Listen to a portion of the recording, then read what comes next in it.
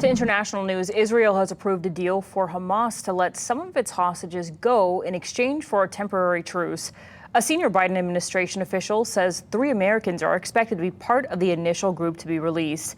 ABC's Rena Roy has the latest.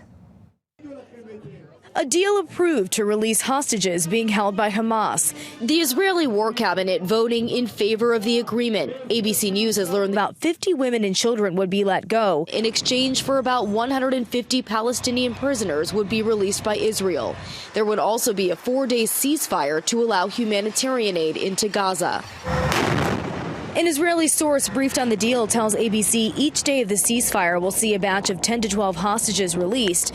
And if Hamas continues to release hostages, the ceasefire could be extended. Families of the hostages desperate for their loved ones to come home. I think the only thing that I could call justice is bringing everyone back home.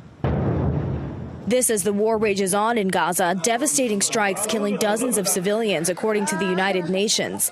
Patients being evacuated from overwhelmed hospitals, including the Indonesian hospital in North Gaza. Children on stretchers seen loaded off a bus to another hospital in the south. This makeshift shelter set up to help Palestinians who have been displaced. UN officials saying that number is about 1.7 million in Gaza. The circumstances of our shelters very tough. They are suffering a lot.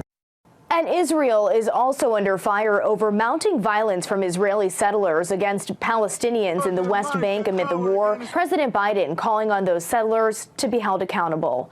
Rena Roy, ABC News, New York.